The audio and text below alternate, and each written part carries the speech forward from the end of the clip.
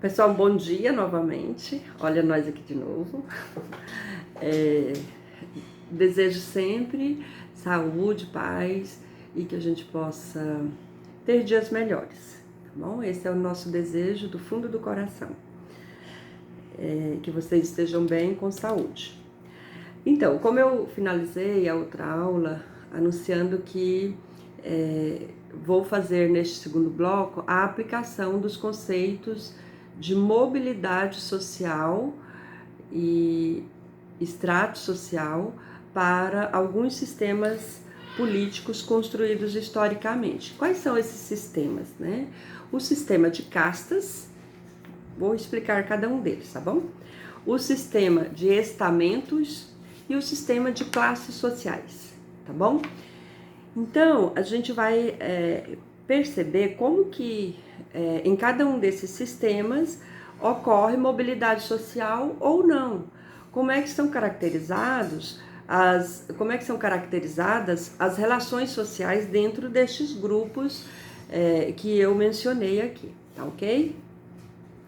Então a gente vai começar por entender o sistema de castas, tá? E aí é importante a gente situar um pouquinho, né? Penso que vocês já leram, já estudaram algo sobre sistema de castas, mas eu quero iniciar situando um pouquinho este sistema, né? O sistema de castas, ele é um sistema que é formado especialmente na Índia, né? Um sistema que lançou em seu mais pleno desenvolvimento a ideia de castas sociais, né? O que são as castas? São estratos, são grupos sociais, né? Conforme eu já trabalhei no primeiro bloco quando falei dos estratos sociais, né? Lembrando que, por muito tempo, a Índia manteve esse sistema político. No entanto, nos últimos tempos, a Índia extinguiu o sistema de castas na sua Constituição. A extinção do sistema de castas na Índia foi promulgada na Constituição de 1949, né, que foi uma constituição que disse, olha, daqui para frente a Índia não pode mais ter essa relação formada por castas sociais, ou seja, mudaria esse sistema, tá certo? Então, o que eles estavam querendo mudar, né? Quais eram as características do sistema de castas? Primeiro, a gente vai ver que são esquemas totalmente formados, né, por agrupamentos, né? Na Índia, então, nós vamos ter algumas castas que são superiores, né? Superiores pelo seu sentido de bondade, superiores pelo seu sentido de pureza, superiores pelo seu sentido de produção econômica, né? Poder aquisitivo. Então, vão formando castas sociais, né? Uma casta, por exemplo, é formada pelos brahmanes, né? Os brahmanes são grupos extremamente elitizados, né? Que são o topo da sociedade, né? Eles estão lá no alto dos grupos, né? Para representar assim, o símbolo da bondade, da pureza do povo da Índia, né? Depois a gente tem os kshatriyas, né? Um outro extrato social, os vaisyas, né? Um outro extrato social, os sudras e, por fim, a gente tem um grupo que é lá embaixo, que eles não chamam de castas, que são os párias, ou também conhecidos como dalits, né? As castas, elas têm poderes econômicos, e aí são comerciantes, são deuses, são grupos de maior poder aquisitivo e maior poder econômico, né? Maior poder aquisitivo, político e também profissional. Vejam bem, os Dalits ou os párias, eles não vão ser considerados nenhuma castas. Eles são colocados ali como o pó da sociedade. Ou seja, são pessoas, inclusive, que estão na sociedade como pessoas impuras, né? Para as castas, os Dalits são pessoas que são impuras, que se uma pessoa de uma casta encontrar um Dalit, ele já está impuro também, né? Então, eles não podem nem aparecer, né? São, de fato, essa ideia de o pó da sociedade. Pensando a mobilidade, né? Então, aí a gente pensou a ideia de estratos, né? Quer dizer, as castas são estratos, que vai ter presente aqueles indicadores que eu mencionei no outro bloco. Vai ter presente a ideia de poder econômico, poder político e profissional. Estão embutidos nesse conceito de castas, para formar então os estratos. São camadas na sociedade. Então, vamos pensar ali a mobilidade social, que é o segundo conceito, né? Nesse sistema, né, a mobilidade social, ela é totalmente fechada, quer dizer, você não tem trânsito livre de uma casta para outra, né? Imagina que uma pessoa da casta dos Brahmanes queira se relacionar e casar com Sudras, não pode. Quer dizer, essa mobilidade não pode existir, porque um Brahmane está numa casta superior, um Sudras numa casta inferior. Apesar de serem castas bem definidas, eles não podem se relacionar um com o outro, não podem casar. Então, é uma relação totalmente fechada, né? O que caracteriza, então, o conceito de mobilidade totalmente fechado. Então, o sistema de castas é totalmente fechado para o conceito de mobilidade social. O conceito de castas está presente na Índia, tá certo? Professora, mas a senhora falou que já foi extinto. Sim, já foi extinto. E eles ainda continuam se relacionando assim? Sim, embora legalmente já tenha sido extinto, mas culturalmente eles ainda têm mantido essas relações. Digamos que eles estão numa fase de transição, de superação, né? Ainda a cultura faz com que eles se tratem como estivessem em castas sociais, né? Mas a tendência é ir superando, eliminando este modo de convivência na sociedade, tá ok? Porque já foi extinto desde 1940, né? 46, 49. Certo que as mudanças ocorrem lentamente, né? Porque veja bem, já nos aproximamos dos 100 anos, né, de mudança. Já tem aí 80 anos de mudança legal, mas nas relações culturais ainda as relações de prática de castas estão presentes. O segundo modelo historicamente construído que a gente vai analisar é o modelo de estamento, né? Estamento ou estado. Estamento é especificamente um modelo construído na Europa, que está mais neste período da sociedade feudal, né? Foi um período em que a Europa construiu aí esse estilo mais de estado, de estamento, como a gente está chamando aqui, né? O estamento ou estado é uma camada social semelhante à casta, porém mais aberta. Quer dizer, nós vamos ter grupos também bem definidos, como existe lá na castas, na Índia, né? Agora nós estamos falando da Europa. Então nós vamos ter na pirâmide, né? O desenho, vocês vão ver no texto, é uma pirâmide. Nós vamos ter o grupo, né? O estrato social dos nobres ou do alto clero, né? Entendendo ali como alto clero os bispos, o Papa, né, quer dizer, são alto clero. Eles vão fazer parte do primeiro grupo desta pirâmide. No segundo estrato social, nós vamos ter os comerciantes. Depois, terceiro estrato social, nós vamos ter artesãos, camponeses livres e baixo clero. Baixo clero, entendendo aqui os grupos de religiosos que estão mais próximos à população, né? Os padres, esses grupos religiosos são baixo clero. Disso vocês entendem bem, né? Dessa definição do clero. E, por fim, os servos, né? O último estrato social construído dentro do estamento são os servos, né? Então, a relação aqui, ela se constrói aí na sociedade feudal, né? Onde os indivíduos tinham muita dificuldade de ascender, certo?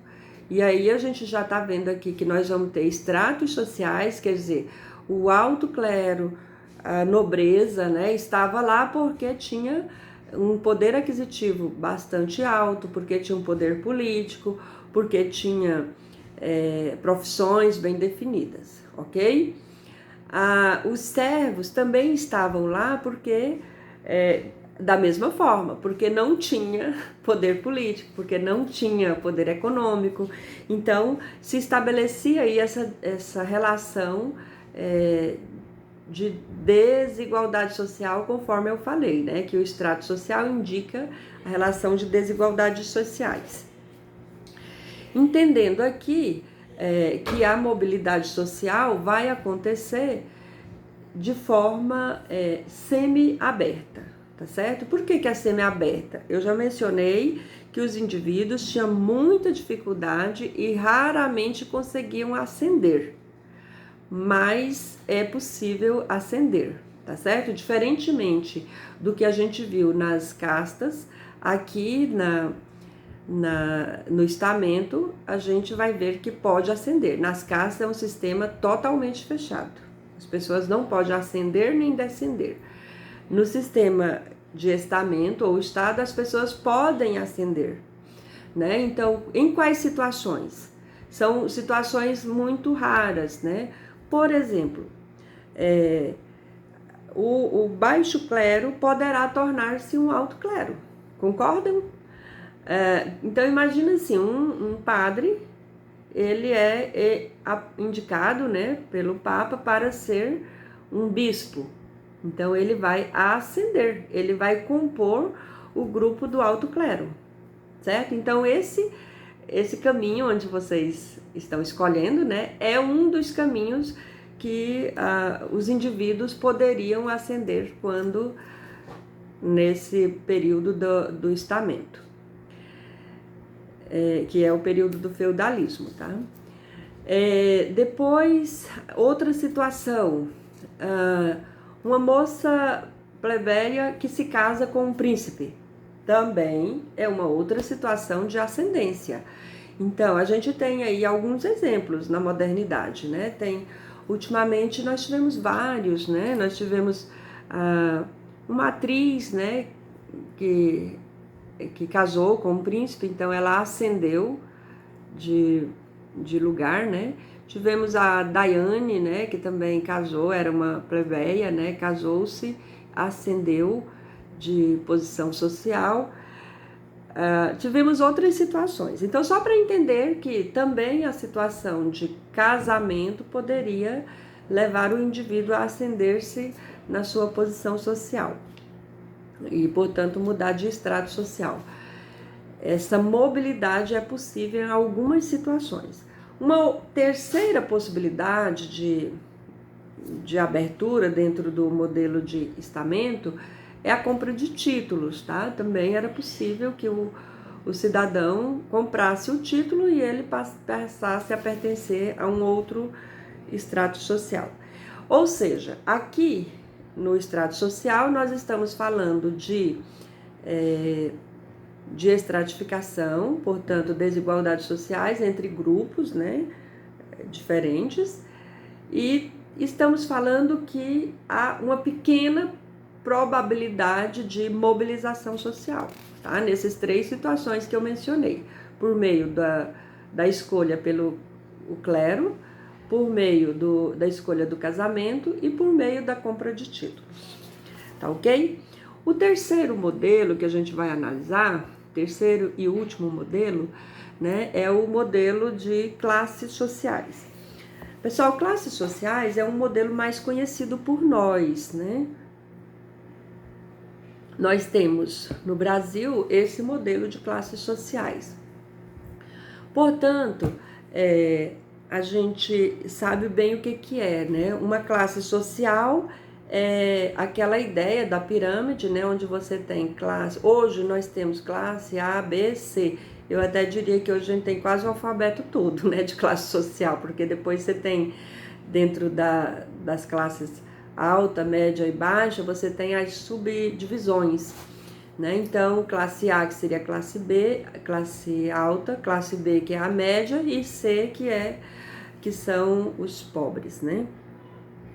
Karl Marx entendeu que existia 2 classes, né? Vocês lembram que nós já estudamos isso, né? Que é a burguesia e o proletariado, certo?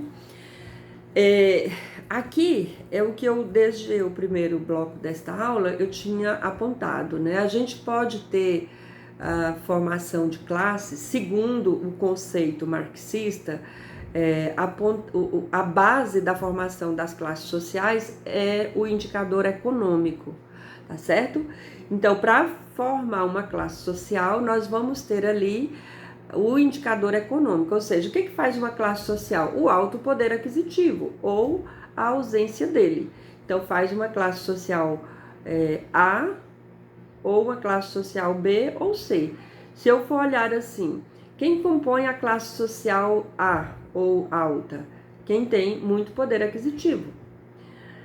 Quem compõe a classe social B ou média? Quem tem médio poder aquisitivo. Quem compõe a classe social C ou baixa? Quem tem pouco poder aquisitivo. Percebe? Então, o indicador principal na formação de uma classe social é o poder econômico, tá certo? Quero frisar aqui a diferença do conceito de classe social para extrato social, que às vezes, equivocadamente, a gente utiliza tudo como classe social. Extrato social é formado por vários indicadores. Lembram que eu falei, né? Especialmente os indicadores econômico, político, profissional. A classe social é formada pelo indicador econômico, tá ok? Não esqueçam disso. Então, quando a gente for utilizar, né, esse termo, indivíduo X faz parte da classe social, eu vou analisar o poder econômico deste indivíduo, tá certo? As categorias, né, categorias profissionais e o seu poder aquisitivo, tá certo? Qual é o poder aquisitivo acumulado ao longo do tempo. Então, isso vai fazer a classe, o sistema de classes sociais. Márcio Polkmann, que é um sociólogo da Unicamp, ele trabalha muito essa ideia da classe social e a conceituação de que ela é formada pelo poder econômico. Beleza? Adiante. Então, aqui no texto até vai dizer assim, ó, que é possível não chegar ao conceito de classe social, porque todo grupo de pessoas que apresenta a mesma situação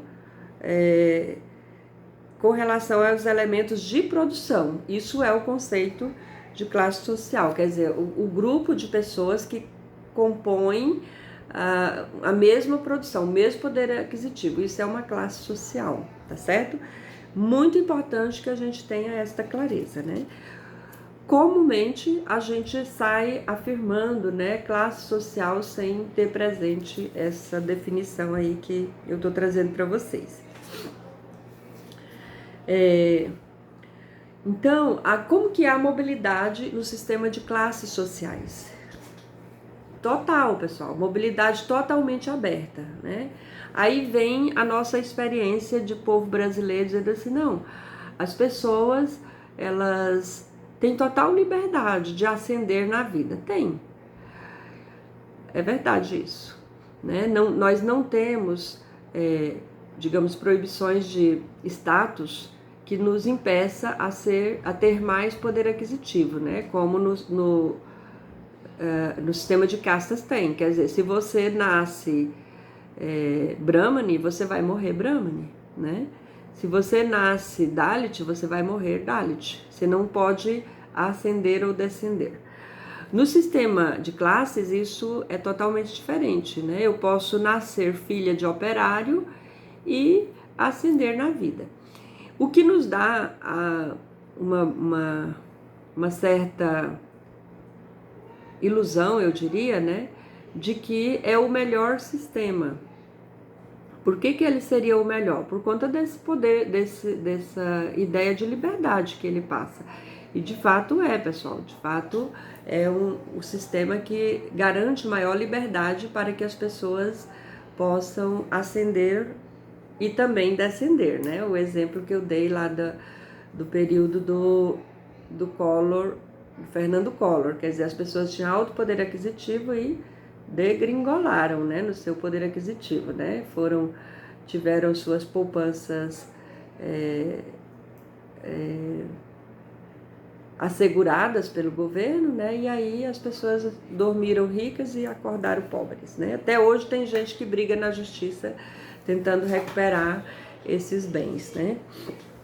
Então, eu só diria assim sobre o sistema de classes, né? Apesar dessa liberdade, né, que a gente tem de ascender, a gente tem fatores que são condicionantes, né? Vamos pensar aqui. O filho do operário, ele pode ascender, pode. Mas ele vai ter fatores condicionantes, por exemplo, em termos de colocá-lo num lugar que ele vai ter muitas dificuldades de romper com as suas situações para ascender na vida, né? Vamos pensar assim, muito cedo ele começa a trabalhar. Então, ele vai ter dificuldade, por exemplo, de estudar, de tornar-se uma pessoa com poder político, né? Tornar-se uma pessoa de um grande poder aquisitivo. Professora, isso não é verdade. Porque eu conheço um cidadão que é pobre, fez medicina e se tornou um grande rico. Beleza, temos isso sim. É exatamente isso que o sistema de classes permite, quer dizer, ele permite estas ascensões. No entanto, se a gente olha para a maioria populacional, nós vamos ter a presença desses condicionadores, que fazem com que as pessoas terminem ficando no lugar onde elas nasceram, né? Seja o lugar geográfico, o lugar social, né? O lugar político, né? Sendo que tem indivíduos que rompem, né? E aí é o que o sistema vai permitir, é essa liberdade de mobilização. Então, no sistema de classe social, nós vamos ter total liberdade de mobilidade social, tá bom? Sistema aberto para o que se trata de mobilidade social. Ok? Beleza, então, é isso, pessoal. O nosso segundo bloco da aula de hoje, né? Onde a gente trabalhou o tema estratificação e mobilidade social. Tá bom? Eu vou deixar um exercício para vocês, peço que vocês, baseado no texto e nesta aula, vocês respondam a 3 perguntas. A primeira, o que significa estratificação social? A segunda, quais os tipos de mobilidade social existente? A terceira, compare a mobilidade social nas sociedades de castas, estamento e classes sociais. Quer dizer, analise esses 3 sistemas políticos que nós estudamos e como ocorre dentro deles a mobilidade social. Tá bom? Um grande beijo, saúde para todo mundo, feliz Semana Santa. Nos encontraremos depois da Semana Santa, tá bom? Um abraço para todos.